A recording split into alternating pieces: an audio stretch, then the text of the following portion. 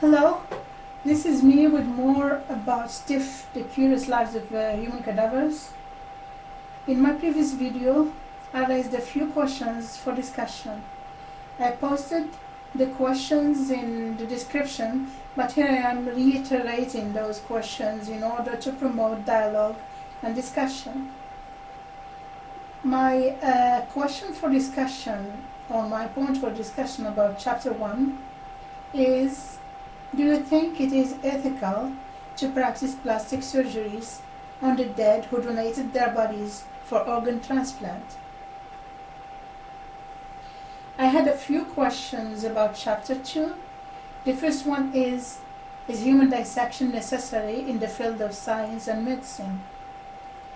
Question 2, what do you think about cremation?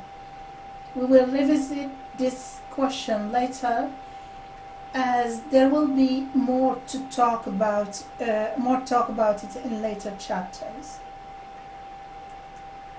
Question 3: do you think that people nowadays donate bodies to medical schools and teaching hospitals because they cannot afford funeral costs?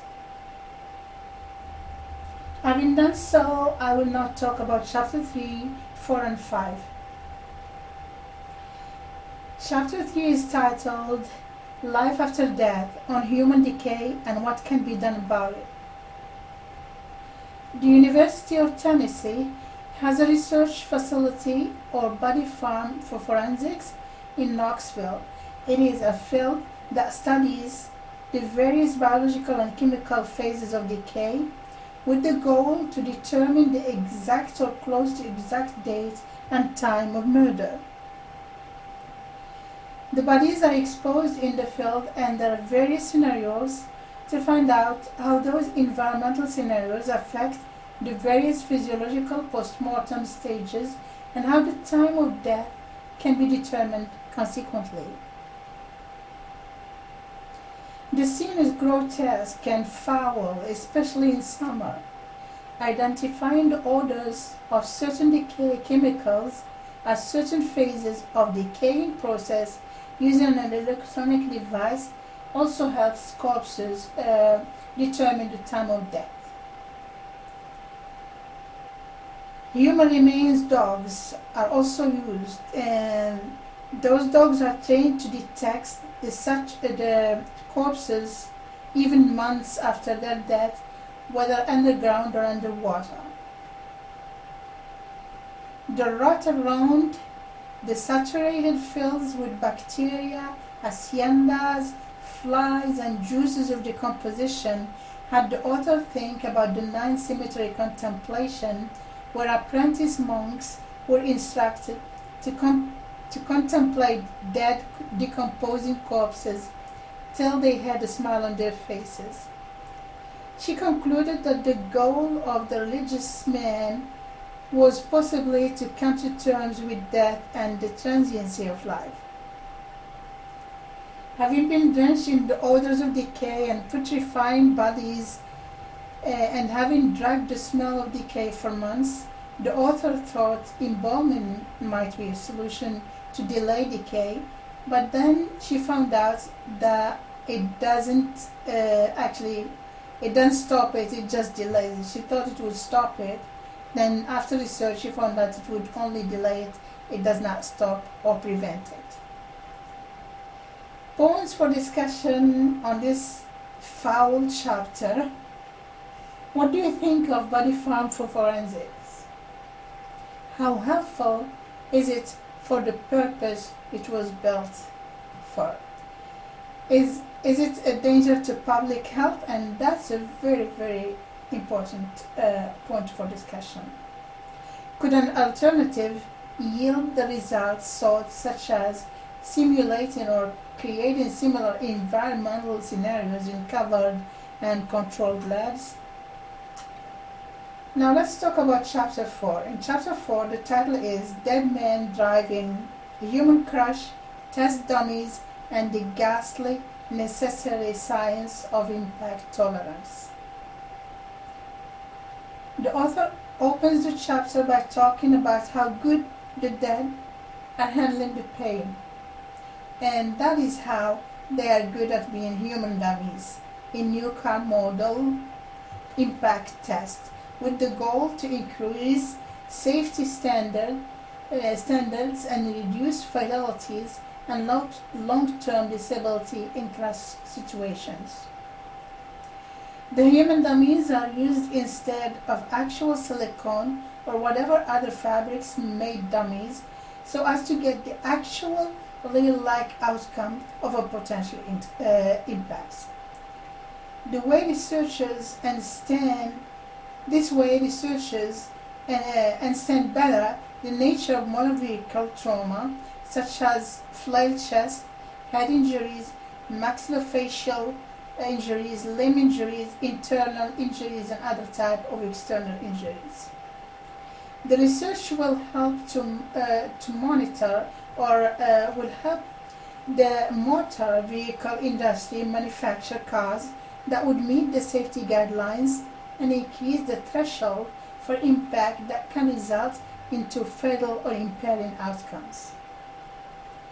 The research triggered investigations by some funeral home lobbyists when then was deemed as valuable as the other research and dissection happening in gross labs at medical schools. Animals are also used in this type of research, namely pigs, because of the similarity in their internal organs and how they're structured to humans. Discussion questions. What is your opinion about using human cadavers instead of actual dummies in the automobile research? The author states only 2 families revoked their consent when they were informed. Most of the time, research facilities spare the families the grotesqueness of the details. Should they? Cadavers in medical school laboratories or teaching hospitals are transferred to those test centers while fresh. Willed bodies were willed by the dead, most of the times for organ donations or to help medical schools understand the human anatomy. Is it fair to those willed bodies, regardless of the family's opinion, to be used in such research?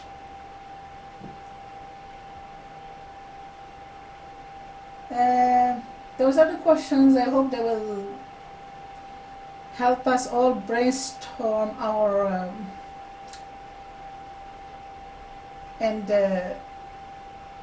put in some of our ideas about how we feel about that in the comment section. I hope to meet you there. Now, chapter 5, Beyond the Black Box, when the bodies of the passengers must tell the story of the crash. The title sums up the chapter. We found out the bodies of plane crash victims tell the story of the crash when other indices fail or the black box cannot be found or is not helpful. The author met an injury analyst in Carlsbad, California, who is a consultant with the airlines and whose main responsibility is to investigate injuries on already autopsied bodies by medical examiners. The injury analyst can tell, for example, what is the actual cause of death from the types of sustained injuries, whether an explosion caused by structural damage, an explosion due to engine failure, fuel tank, bomb or missile, and if the latter, the type of injuries would tell where the plane was hit or where the bomb went off. The types of injuries would tell where the passengers were sitting when they got hit and whether the fire or blast started at the front, the middle, or the back, etc. In the case of the TWA Flight 800 that exploded on its way from JFK to Paris few minutes after takeoff in the middle of the ocean, multiple scenarios came into play. Witnesses saw a flashing light spiraling up and the missile attack was suspected. A missile attack was suspected. A bomb explosion was also suspected. The recovered dead bodies told that frail wiring caused a fire in the wing and explosion in the fuel tank. And that was the cause, as was concluded. Most bodies that were floating had chemical burns on the back from seeping toxic fuel, a fact that substantiated the theory of structural failure rather than an act of terrorism. All recovered bodies have blunt chest trauma. 99% broken ribs, flail chest trauma, 88% lacerated lungs, 73% ruptured aorta. In brief, the bodies told the death happened from extreme high water impact, as has been backed by previous research in the field, such as in the crash of 1954 when 2 British airliners plummeted in water. The 21 recovered bodies in those crashes also supported the theory, and it had been concluded that the Lang aircraft crash fatalities happened in 3 scenarios: bomb blast, sudden decompression, cabin pressurization failure, a fall from extreme height.